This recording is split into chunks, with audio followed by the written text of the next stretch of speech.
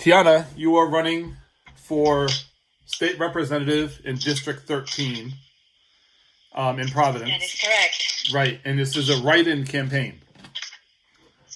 It is. All right, so can you tell me why you decided to run now and what your thought process was? Sure. So, I've been involved for some time in different community things, and so have closely follow some races. And so I was excited to see that when three different candidates, sort of announced to run for District 13. Well, I was most excited about two particular candidates than the third one. I was thinking, great, there's more people who are getting involved in District 13, and this is exciting, so I will follow this closely. And so, fast forward to the day where results are announced. We see that Ramon Perez won the seat, a seat that he had held a few years back. And so that to me was obviously very disappointing because I have believed that he's not the right person to represent this district for various reasons. And so I sort of sat at home and felt so... I had a myriad of feelings, to be quite frank. And so I thought I could sit here at home and be upset and be disappointed and have all these other feelings, or I can sort of channel some of those feelings to purpose and do something about it. And so I decided to have conversations with some group of people about, running for that seat. Of course, initially my thought was, I have to get ready. I'll run in 2 years for state rep. Mm-hmm. And so, but then the idea of this writing campaign sort of came up. And so it was very exciting and scary at the same time because It's obviously such a short period of time. And, there's so much to do to run an appropriate campaign. And so I, after having conversations with a few different people, I just thought, why not? I mean, if anything, we get messaging out there and we talk to people about why we deserve better representation in this district. Mm-hmm. And so, but once we got into it, obviously we're in it to win it, and we've been working really hard to ensure that our message gets out there and that we're talking to neighbors and we're hearing neighbors' concerns. We've been really busy for the past, couple of weeks. Right. I'm sure you have. And thank you for taking the time to talk to me. I'll try to make this not too super long, but because I know today is a great day to be outdoor knocking, right? Yeah. So planning a big canvas starting at 10:30. Okay, good. So we have a little time. So let me ask you this. A write-in campaign, like you said, is really, really hard. And I was looking a couple of years ago, I looked into the history of write-in campaigns in Rhode Island. Mm-hmm. And at that time, I wasn't able to find an example of a successful write-in campaign. But since then, there was a small, and I can't remember what city it was in, right off the top of my head, or town. But there was a person who won a race in a write-in campaign within the last 4 years, right? I think Bristol or Barrington or someplace out there.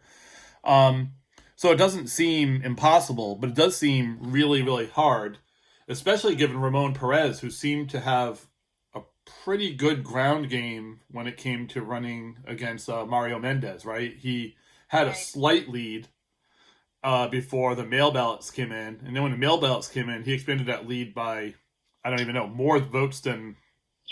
Yeah, which was surprising. So tell me what you think, what your thoughts are on that. Yeah, so I'm not surprised that a lot of people chose to vote by mail ballots, of course, given the pandemic. Mm-hmm.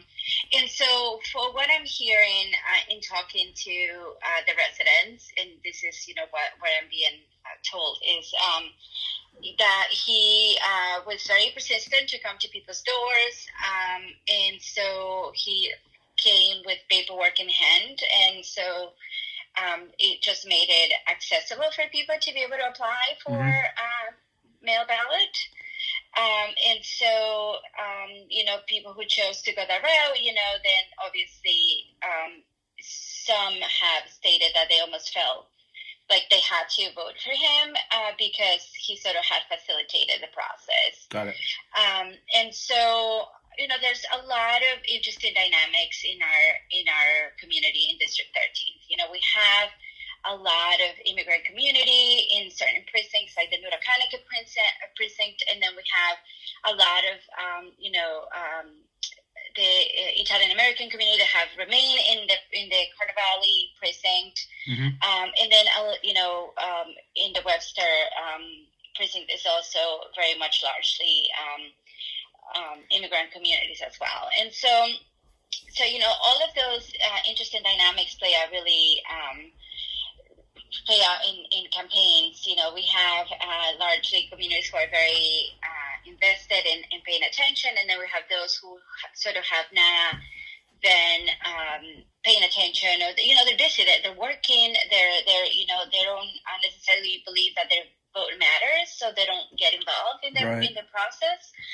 And so we have looked at those dynamics a lot. And so if you think about that, there's 8,000 registered voters in District 13, and we on slightly under 700 or 800 people get to choose the rep. Right. That's unfortunate, and it's truly a tragedy, because everyone, at least a good group of people should get involved and be able to elect the person they believe will represent them in a good way, in a respectable way, and will work hard for their interests. And so, I give him credit. He put in the work, and he knocked on doors, and some people responded to his messaging. I sort of briefly checked on his platform. I don't believe that he had. The sort of the talking point that resonates with residents is like the car tax thing, right, which has been in the works for a long time. But that, other than that, he doesn't really, has any other thing to offer to the community. Furthermore, he explains about his commitment to the community, and that commitment only presents when it's time to seek votes for him, right? Right. It doesn't present in any other way that is meaningful, meaning like, does he really get involved in the community in those things that matter? Does he advocate for things in the community? Does he, our community, Ochoa 909 was severely impacted by COVID. Sure. And what did he do meaningfully to respond to that, right? That really, to really support. I haven't found anything. And I can say that I get involved, but not just because I care, and that's my nature. I've always done that. And so yes, he worked and he got some votes. Unfortunately, it doesn't seem like the other candidates had the ability to campaign in a way that provided positive results. Right. So I'm just going to go back to something you said. You said that he doesn't represent the district in a good and respectable way. Or that you want a candidate who will represent in a good and respectable way, sort of by implication saying that he doesn't. And I know I've covered the State House for a while, and I remember a couple of incidents with Ramon Perez at the State House where, he kind of embarrassed himself. And do you think that reflects on the community at all? Or what do you think about when a candidate does things like that? Yeah, well, it distracts, right? And so rather than people taking a candidate seriously, or a representative in this case seriously, about the work they're there to do, it sort of distracts it, and it goes into these, things about the, lack of just by him doing this, it just shows lack of he doesn't pay attention to what he's doing. Like, how do you do that? How do you distribute material right with this sort of content? Like how? Sure. And then his explanation is like, oh, well, it was given to me. Well, but you are responsible because you distributed this material, and therefore you need to be paying attention to these things.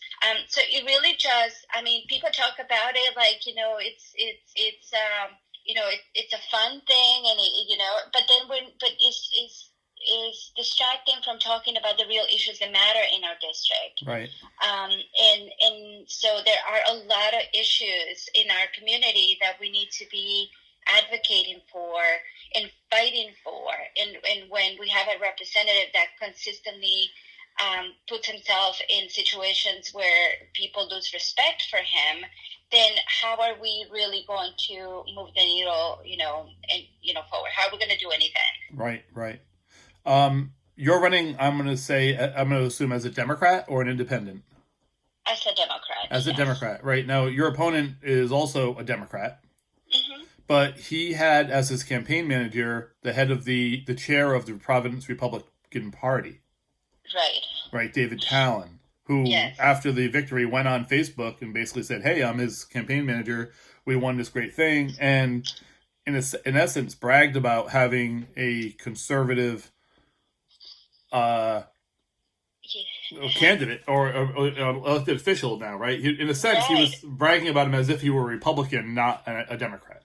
Right. And so how disingenuous is to run as a Democrat if you're the person who's sort of driving, all the effort is a Republican. Right.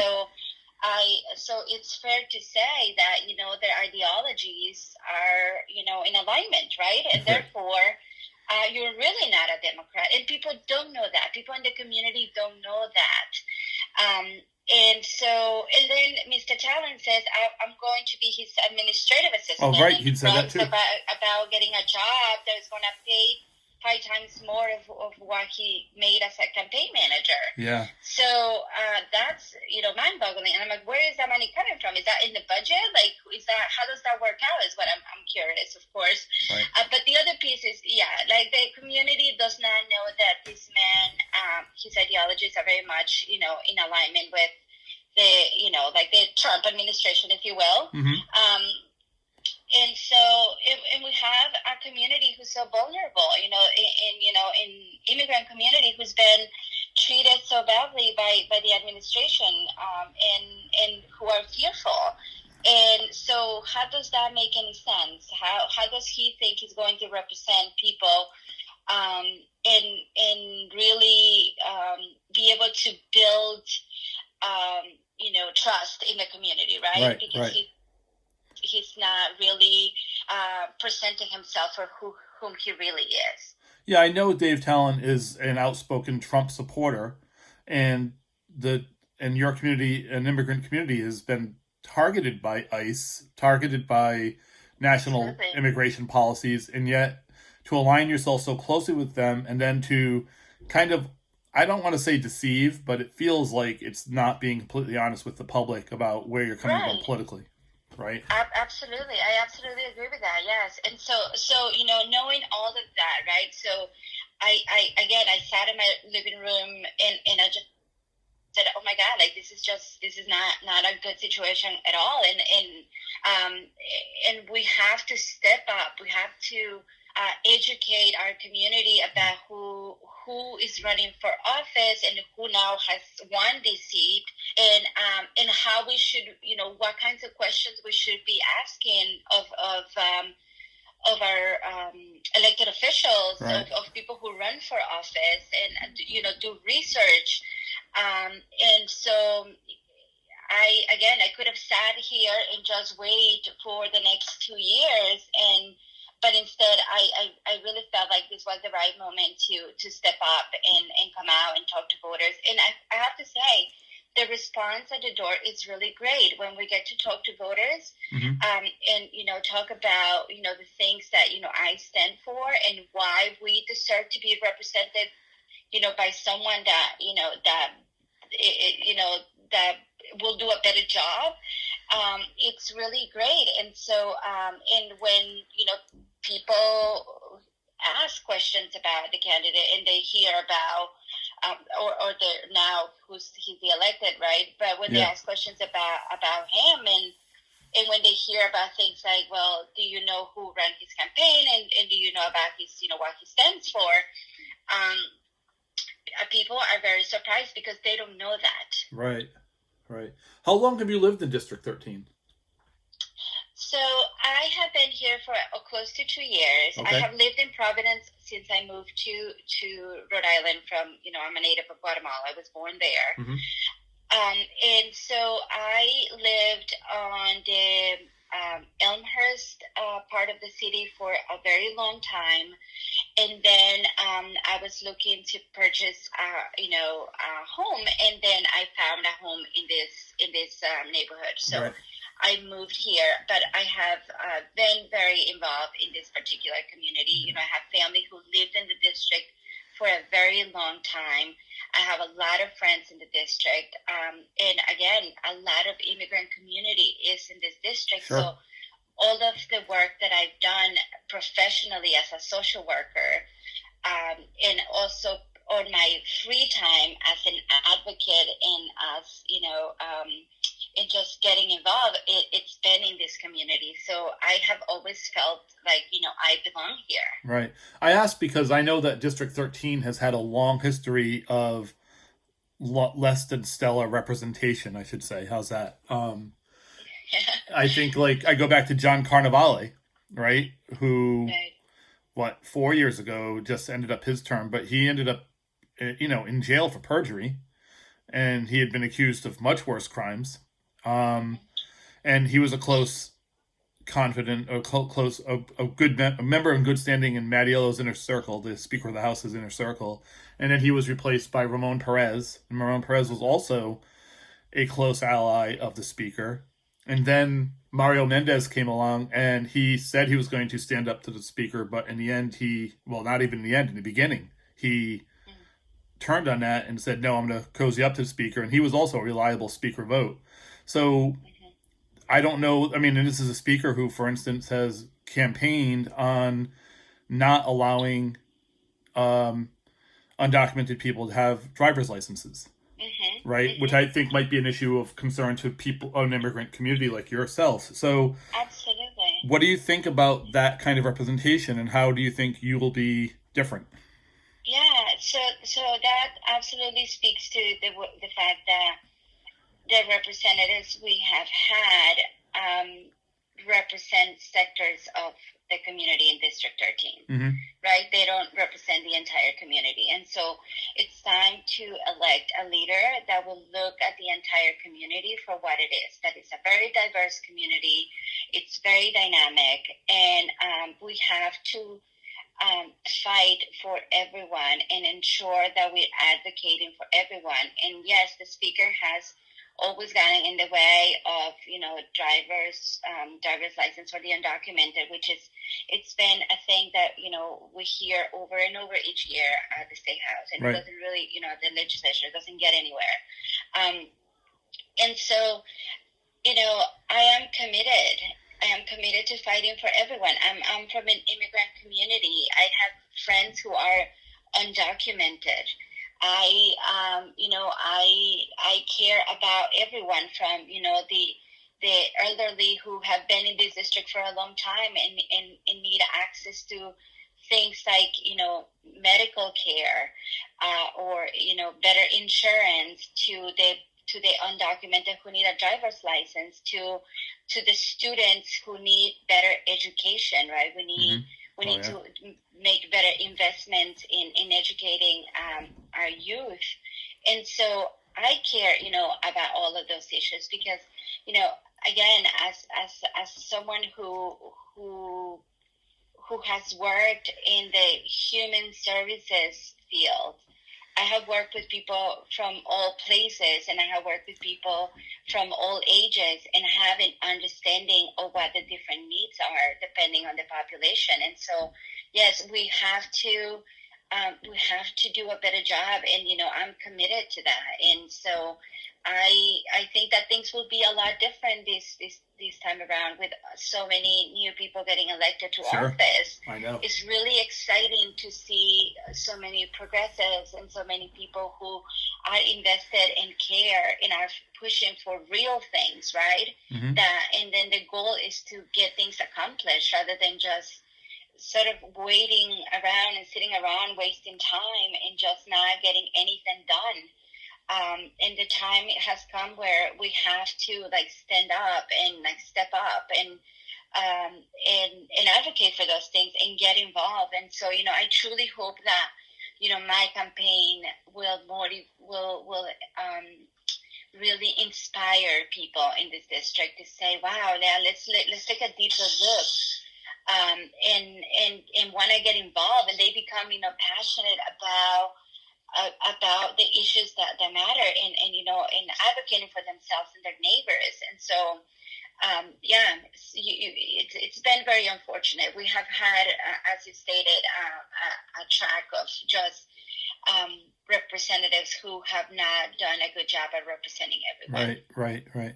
So that's great. So I guess I'm wrapping up here, but you talked about your platform and such, and like, so do you see yourself as a progressive in a sense of like a lot of the issues that would be Absolutely. Yeah, absolutely. I obviously we need to to be able to improve the quality of life of everyone. There's a lot of things that we got to look at, like, our minimum wage, right?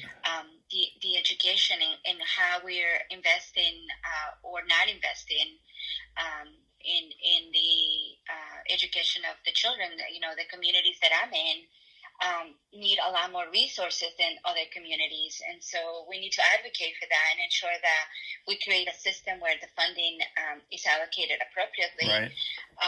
The issue of affordable housing, and so that's an issue that obviously affects all of us here in the state. That affects in my community as well, and so ensuring that we find a way to have affordable housing, and that should be a right for everyone. Right. And the whole issue of sensible gun legislation, which I know that my opponent doesn't support. Right. And so people are afraid here in our community. In District 13, we've had some incidents of Sure. And so it's really scary for families. And so these are the issues that matter and that we need to push forward. And so, yes, I would consider myself a progressive. Fantastic. All right. Is there anything I should have asked that you were like thinking, oh, this is something he's going to say and I didn't ask? Well, I honestly, I'm trying to get my message. I amplify my message and get it out there for people. Mm-hmm. I am trying to inspire our local residents. I'm also trying to inspire those who are at home and thinking like, well, what can I do? Because sometimes when the world seems to be falling apart, it's like we feel like, well, what can I do that is meaningful? And so if people want to get involved in our campaign and volunteer their time, or support us in whichever way they can, I welcome all of that. This is we have only about 4 weeks to get the messaging out there and to door knock as much as we can. Yep. And so for anyone who might be sort of just thinking, well, what do I do now? It's like, come join us and support us.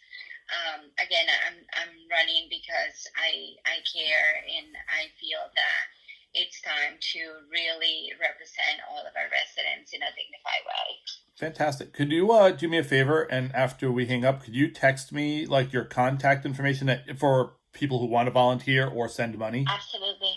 All right. Absolutely. Well, I will do that. Thank you so much for your time and the opportunity. Thank you so much for this. This was a really great conversation, and I really appreciate your time. And I'm going to try to get this up today. So hopefully we'll have something up, and then hopefully we can put some resources in your direction. I think this is a great campaign, and win or lose, I think getting your name out there is going to be so important. And I Absolutely. look forward to seeing you there this January or in 2 years, either way. But I have a feeling that you'll be the next representative there